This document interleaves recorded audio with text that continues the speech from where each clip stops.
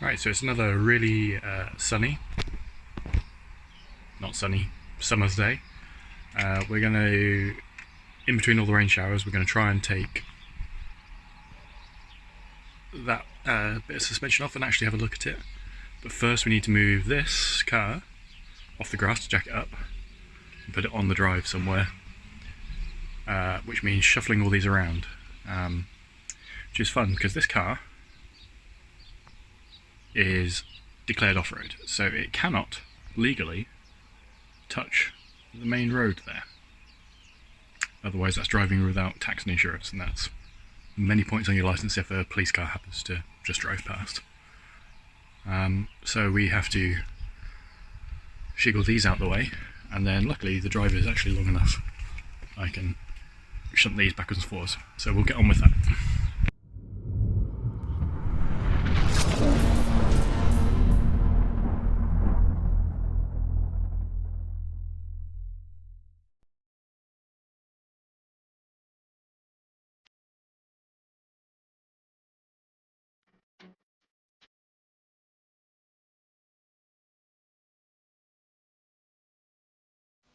Right, so that's all shuffled around now. Basically, jack this up and do everything like you saw last time. You don't need to see it all again, so I'll just do a quick time lapse as we get it all off.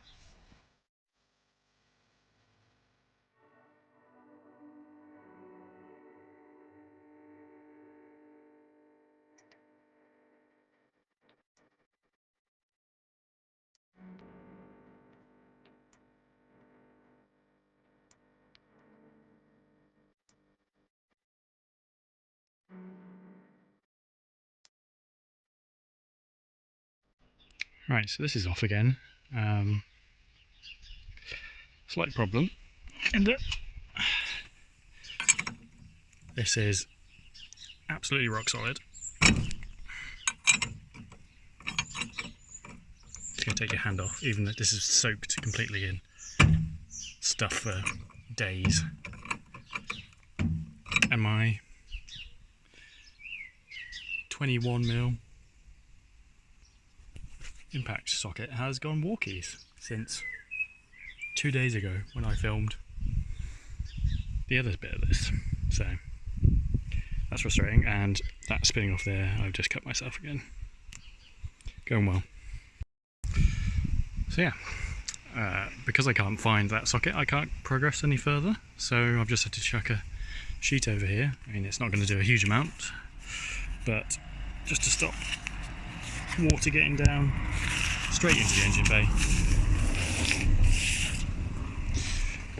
That'll do for now. Let's go find that socket.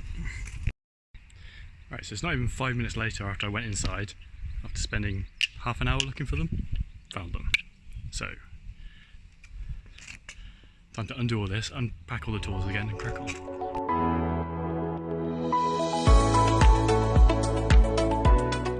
Right, so this is the one that I replaced a few episodes ago. You can see the top of it is nice and clean. It's under this hat, and then this does have a grill over it, but this seemingly keeps it in fairly good nick. This side, which is actually under a solid part, is incredibly rusted. So you saw me trying to use the hand one, that's not happening. So hopefully about 3-4 Ogadugas will get this off, and then I'll fight with the other side and try and not brain myself again. And we'll have to get some spring compressors, don't have any, so I might have to go rent some or buy some. So that's not going to happen today, because today is a Saturday and all the hire shops are shut. And yeah, let's give this a go. Here we go. Oh, that just came straight off, so all that effort by hand was absolutely nothing for however many Ogadugas this does. Does that say 2,000? Oh, no. Doesn't say how many, but absolutely clean off.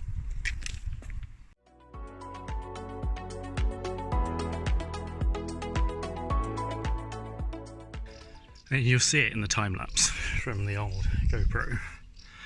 Or maybe you won't see it because that was so much easier. Now I've actually gone and bought another 18mm spanner. Bang on there, torque wrench.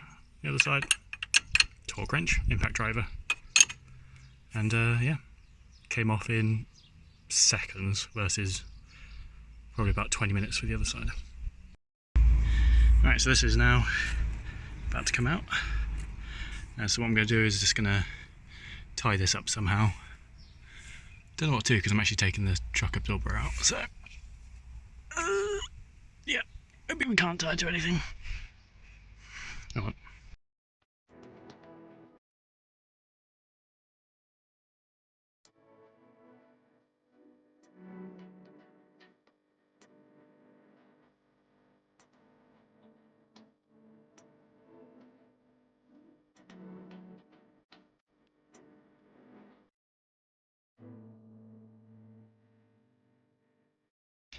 I spoke too soon there. That bottom bolt just would not come out for some reason. Anyway, it's all out now. Now we can have a look at this shock absorber, which, yeah, I'm not entirely convinced about it. And this is clearly cracked. Frustratingly now, this is sat in the cup. Although looking at this looks like this. No, it's just the cover.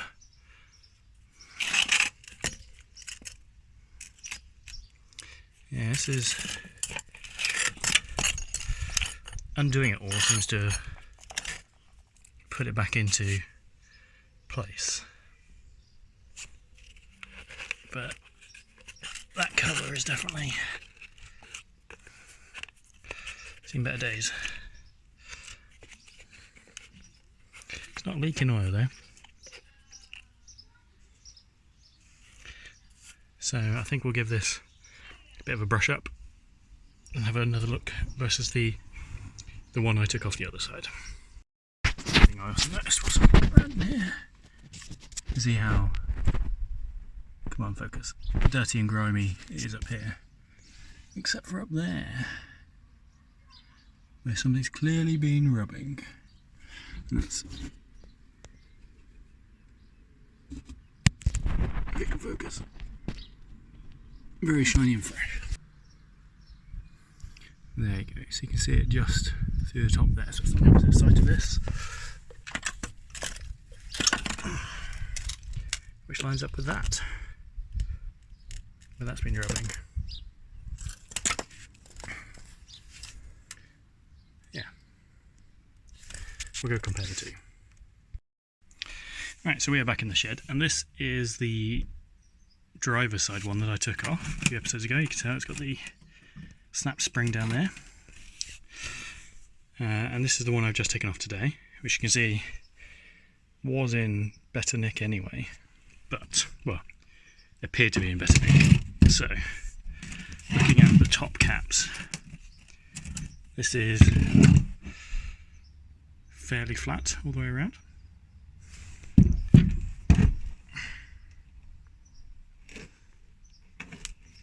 This is pretty bent, so these are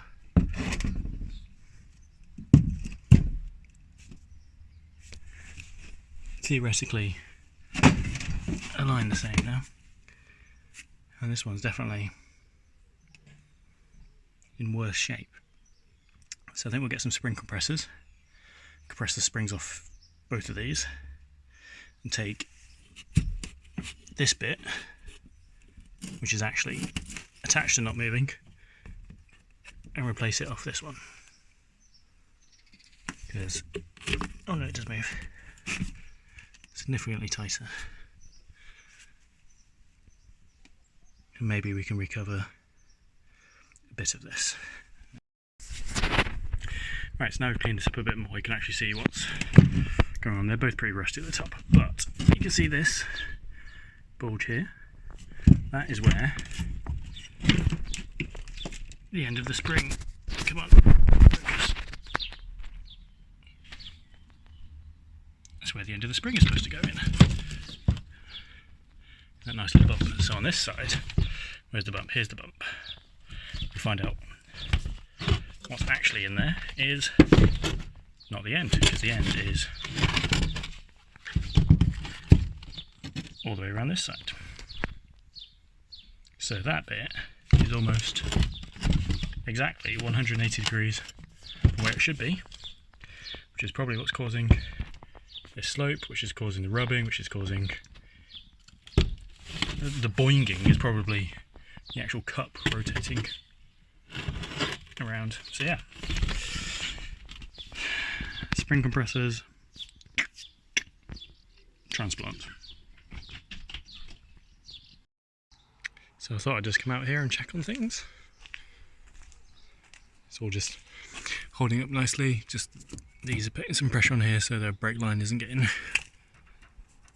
super stretched. And I know I said spring compressors, but it's actually cheaper just to get another one of these off eBay. So we're going to do this.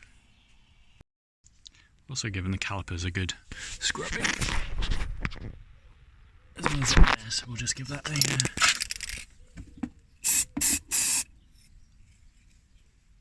a coat or something to stop anything bad happening.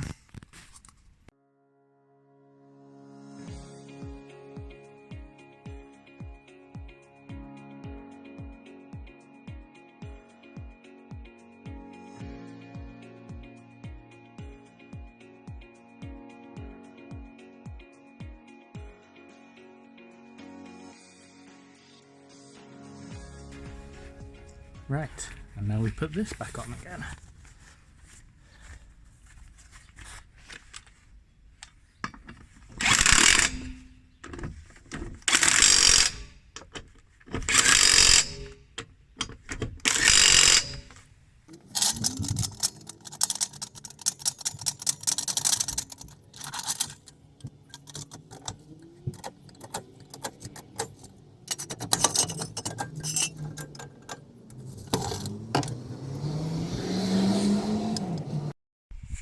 As you can see, this wheel's nice and straight.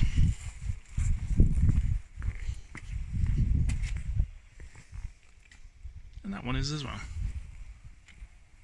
Certainly nowhere near as cockeyed as it was. So, time to put all this back on before those dark clouds come.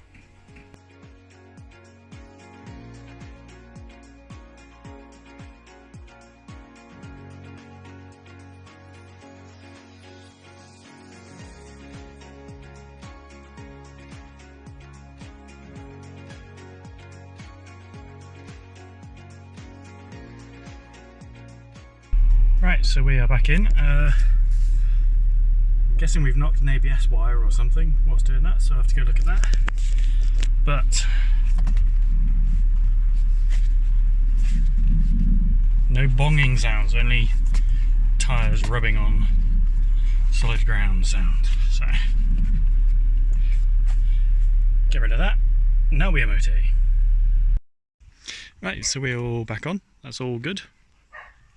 Shut up, dogs. And I know I said it's getting a bit of a broken record. We'll go for the MOT. And I thought I'll just check all the belts. So passenger seat belt works. Driver seat belt works. You have to trust me. The back two do not work. And it's not entirely unsurprising because there are bits of the belt or the seat belt. So this one the belt goes in but doesn't go out unless you press in the button here. This one doesn't work at all. So this is a problem because in the UK, to pass your MOT, which is your general roadworthiness check, all your seatbelts have to work. So I'm going to have to advance plans on stripping the interior out and take out the seatbelts and the rear seats because you can't test what you can't sit in. And then it's ready for an MOT.